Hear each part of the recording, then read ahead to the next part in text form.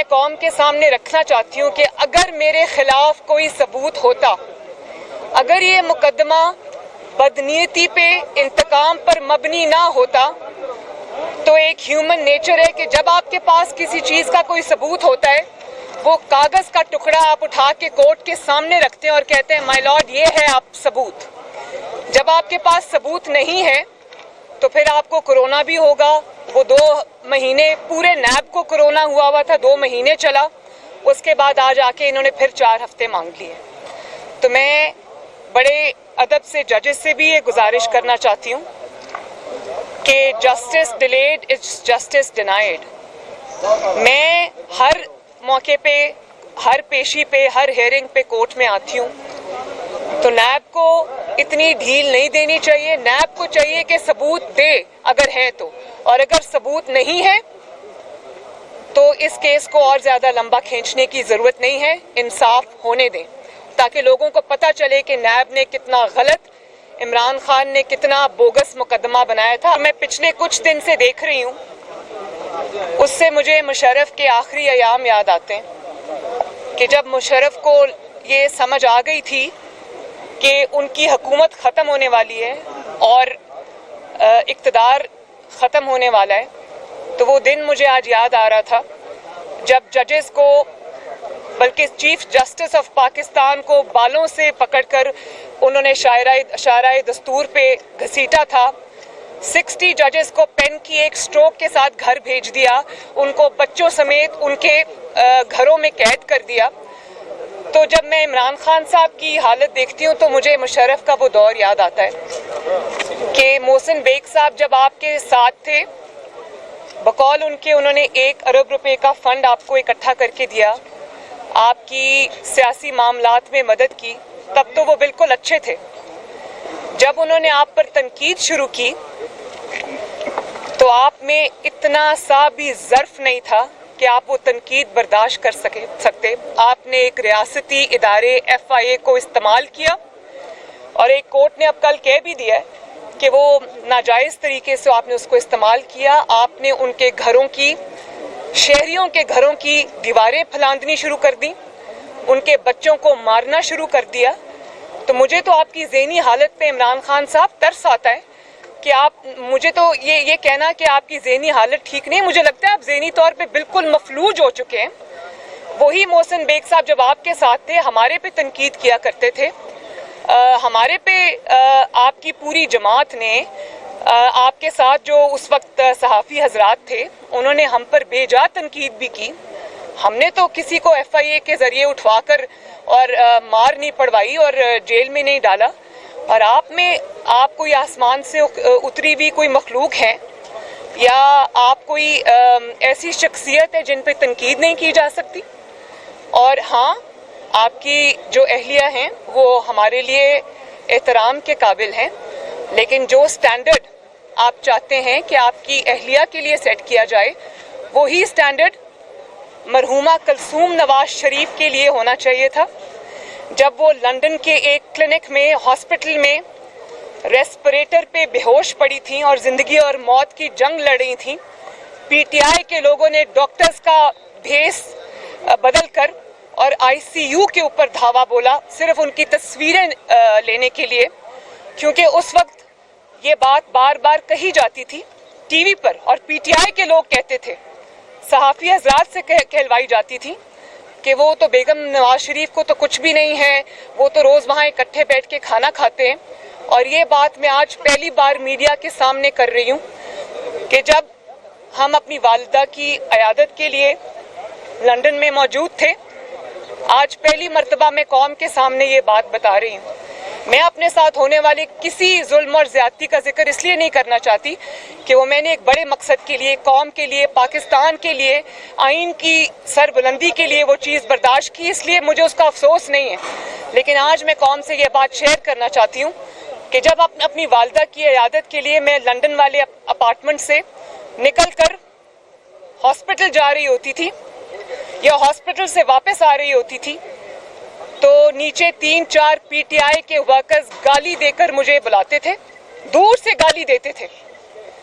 اور اس کے بعد جب میرا بیٹا جنید गुजरता था उसको उसकी वालदा को गाली निकाला करते थे। जब पीटीआई के लोगों ने, मेरी माँ डेथ बेड पर पड़ी थी तो पीटीआई के लोगों ने हमारे घरों पर हमला किया, लंदन के हमारे अपार्टमेंट पे हमला किया, मेरे बच्चों पर हमला किया, मेरे जो नेफ्यू है हुसैन नवाज शरीफ का बेटा उस पर हमला किया। और उसके बाद कौन सी ऐसी मुखालिफ की बेटी, बहू, माँ, बहन आपके इंतकाम से बची है? वो स्टैंडर्ड जो आप अपनी वाइफ के लिए सेट करते हैं वो फिर आप दूसरों पे भी अप्लाई करें। मुझे आपने बेगुनाह होते हुए आपने मुझे डेथ सेल में डाला, किसी की बेटी को आपने उसके वालिद के सामने गिरफ्तार किया, उसकी कैरेक्टर असैसिनेशन की। तो मैं मीडिया से ये रिक्वेस्ट करूंगी कि आज वो तकारीर जरूर चलाई जाएं जिसमें आपके वज़रा ने मुझ पर ज़ाती अटैक्स किए, पर्सनल अटैक्स किए। उस वक्त तो इमरान खान साहब उनको शाबाश दिया करते थे, उस वक्त तो तालियां बजाया करते थे, उस वक्त तो बड़े खुश होते थे। मैं भी किसी की बेटी हूं। और इस तरह जब आपने जवेरिया शहबाज को वो वालिद का हाथ पकड़कर जब कोर्ट्स में जा रही थी तो जो आपने लोगों की बेटियों के साथ किया हुआ है, आसमा शराजी के साथ आपने जो किया, आपके लोगों ने जो गरीदा फारूकी साहिबा के साथ किया, जो सना बच्चा साहिबा के साथ किया, वो कौम अभी भूली नहीं है। तो जो स्टैंडर्ड आप अपने लिए सेट करते हैं वही स्टैंडर्ड बराए मेहरबानी आप दूसरों के लिए भी सेट करें, तो आपकी बात में कोई वजन होगा। और तनकीद बर्दाश्त करने का हौसला रखें। और जाहिर है कि जब आप इस किस्म की बात करेंगे तो मैं ये जरूर आपको कहूंगी कि एक ही झटके में आपने जब 12 रुपए पेट्रोल बढ़ा दिया और उस 12 रुपए बढ़ने की वजह से जिस तरह से चीनी की कीमत बढ़ गई, घी की कीमत बढ़ गई, ट्रांसपोर्ट के किरायों की कीमत बढ़ गई, तो उस वक्त जब कोई शख्स, कोई शहरी, कोई पाकिस्तानी जब अपनी मोटरसाइकिल में, अपनी गाड़ी में, अपने बस में जब कोई पेट्रोल डलवाने जाता है गैस स्टेशन पे, तो वो आपको जिस तरह बद्दुआएं देता है, वो अब मैं जिक्र नहीं करना चाहती कि वो किन अलकाबात में लोग अवाम आपको याद कर रही है। तो क्या उनके ऊपर भी आप एफआईए को भेज के उनके ऊपर हमले कराएंगे? तो मैं 12 रुपए लीटर जो पेट्रोल बढ़ा है, इंतहाई शर्म का मुकाम है कि आप देखें। और जब वो चूल्हे के आगे सामने जब एक खातून खाना खड़ी होती है, जब उसके पास रोटी के लिए पैसे नहीं है, सब्जी के लिए पैसे नहीं है, आटा के लिए पैसे नहीं है, चीनी के लिए पैसे नहीं है, वो जिन इल्काबात में आज आपको याद कर रही हैं, तो तनकीद बर्दाश्त करने का, अगर गलत काम किया है तो तनकीद बर्दाश्त करने का हौसला रखें।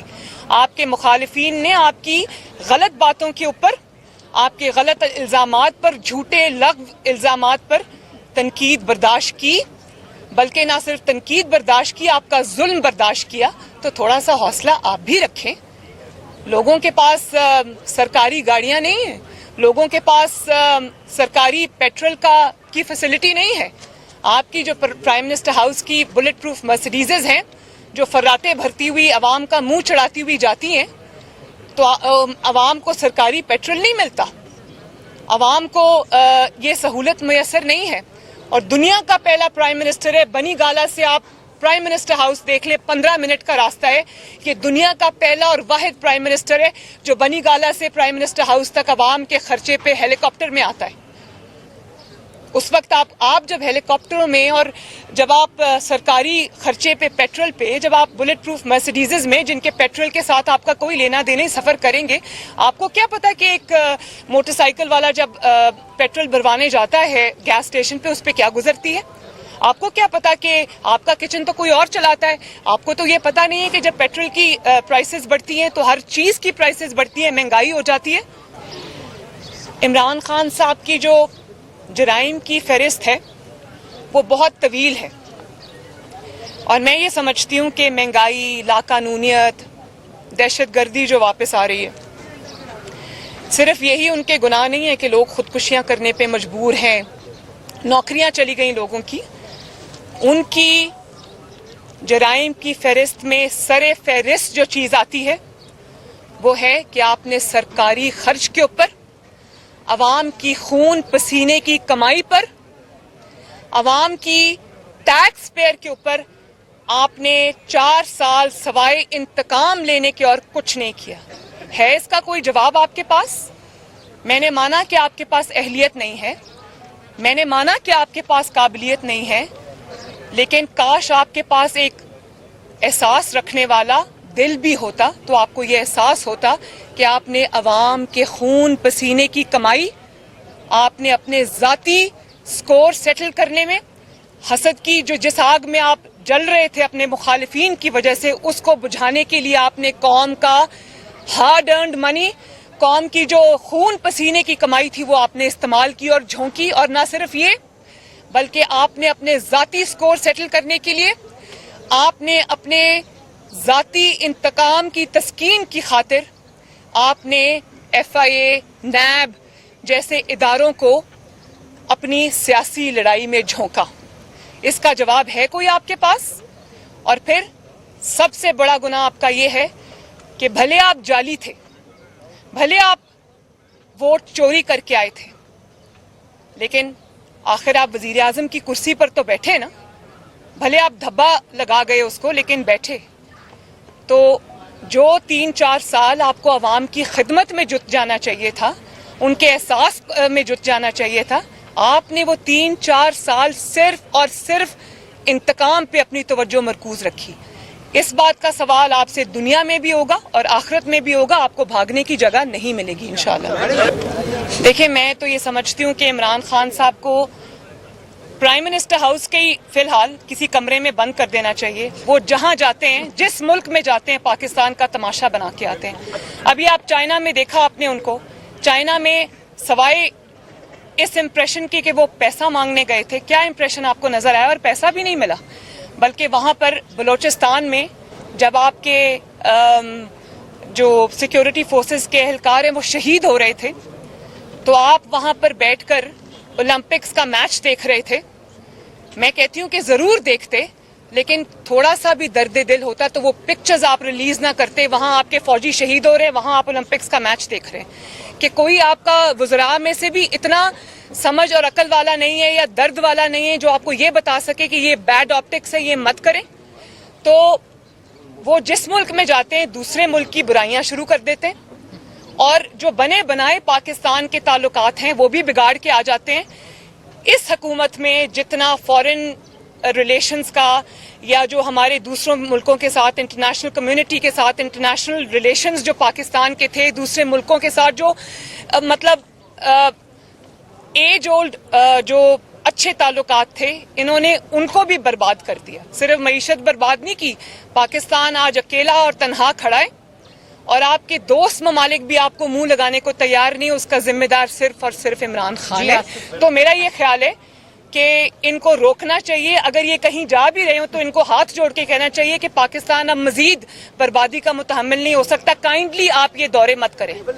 دیکھیں, میں تمام اتحادی جماعتوں کو اور میں تمام ان MNAs کو اور MPAs کو جو اس وقت آلموسٹ فارورڈ بلاک بنا کے بیٹھے ہیں, میں سب کو یہ کہنا چاہتی ہوں کہ یہ اس وقت عوام اور اقتدار کے درمیان کی جنگ ہے.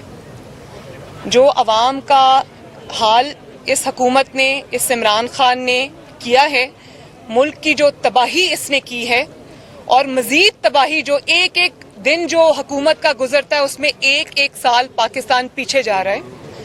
تو اب یہ آپ پہ فرض بن گیا ہے کہ عوام کی آواز پہ لبیک کہیں, ورنہ میں اتحادیوں سمیت سب کو یہ کہنا چاہتی ہوں کہ کوئی بھی اس قابل نہیں ہے کہ عمران خان کا ساتھ دے اور وہ حلقوں میں ووٹ مانگنے جا سکے. تو میں یہ سمجھتی ہوں کہ سب کو اس وقت عوام کی آواز پہ لبیک کہنا چاہیے, چاہے وہ اتحادی جماعتیں ہوں یا کوئی اور ہو. کوئی قانون بدنام زمانہ نہیں ہوتا سوائے اس قانون کے جو ڈکٹیٹرشپ بناتی ہے, اس کا استعمال اس کو بدنام کرتا ہے. اگر آپ نے ایک قانون کو اس کے اصل استعمال کی بجائے آپ نے صحافیوں سے بدلہ لینے پہ استعمال کیا, سچ بولنے پہ استعمال کیا, انتقام لینے پہ استعمال کیا, پولیٹیکل سکور سیٹل کرنے میں استعمال کیا, تو پھر تو وہ بدنام زمانہ ہے. لیکن اگر آپ نے اس کا صحیح استعمال کیا, جس اسپرٹ کے لیے وہ قانون بنایا جاتا ہے یا بنایا گیا تھا اس اسپرٹ کے لیے استعمال کیا, تو قانون تو خراب نہیں ہوتا, قانون کا استعمال خراب ہوتا ہے, غلط استعمال خراب ہوتا ہے. اور میری ہمدردی ہے, دیکھیں میں ایز اے فریٹرنٹی میں میڈیا کی رسپیکٹ کرتی ہوں اور میں یہ سمجھتی ہوں کہ میڈیا واچ ڈاگ ہوتا ہے. میڈیا کی تنقید کبھی بے جا بھی ہوتی ہے، لیکن بہت دفعہ ایسا بھی ہوا ہے کہ میڈیا کی تنقید کی وجہ سے انسان کو اپنی کورس کی درستگی کا موقع ملتا ہے، اپنی غلطیاں سدھارنے کا موقع ملتا ہے، انسائٹ ملتی ہے چیزوں میں.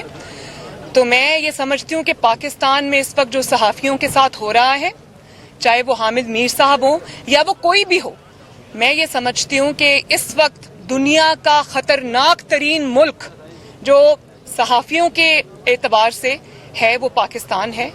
کون سا ایسا ظلم ہے جو صحافیوں کے ساتھ نہیں اٹھایا گیا؟ ان کے بچوں کو یتیم کیا گیا، ان کو سرے عام گولیاں ماری گئیں، ان کو سرے عام براڈ ڈے لائٹ میں اٹھا کر ڈالوں میں ڈال کر یہ لے گئے. کئی ایف آئی اے، کبھی نیب، ان کے سارے چیزیں کھول کے رکھ دی، ان کے خاندانوں کو سفر کرنا پڑا. تو میں یہ سمجھتی ہوں کہ یہ بہت ہی، آپ اپنی غلطیاں نہیں دیکھتے، اپنی غلطیوں کی نشاندہی کرنے والوں کی تکلیف آپ کو ہوتی ہے. تو ذرا حوصلہ رکھیں تنقید کا، یا پھر سیاست چھوڑ دیں. دیکھیں، میں یہ سمجھتی ہوں کہ پاکستان مسلم لیگ نون نے اگر تحریک عدم اعتماد کے لیے اگری کیا ہے تو میں پہلے بھی جو میں نے میسج اتحادیوں کو دیا ہے حکومت کے، جو میں نے میسیجز ڈسگرنٹلڈ جو بھی ان کے ایم این ایز ہیں، ایم پی ایز ہیں، ان کو دیا ہے، وہی چیز مسلم لیگ نون پہ بھی لاگو ہوتی ہے.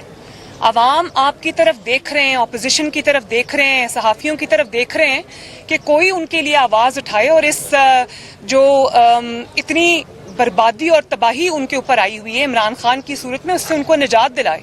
تو میں یہ سمجھتی ہوں کہ اگر اپوزیشن اس وقت ایکٹ نہیں کرے گی تو اپوزیشن بھی برابر کی، لوگ اس کو برابر کا ذمہ دار ٹھہرائیں گے. تو ہم نے اپنے عوام کے پاس واپس جانا ہے، الیکشن میں ہم نے انہی کے پاس واپس جانا ہے. تو لوگ یہ پوچھیں گے کہ جب ہم تکلیف سے گزرے تھے تو آپ کہاں تھے. باقی میں یہ سمجھتی ہوں کہ انشاءاللہ تعالی امید ہے کہ کامیابی ہوگی، کیونکہ عمران خان صاحب اس وقت اپنی لاسٹ لیگز پہ ہیں. تو میں یہ سمجھتی ہوں کہ یہ ایک ایسا رسک ہے جو لینا چاہیے. میں نے بالکل التوا نہیں لیا.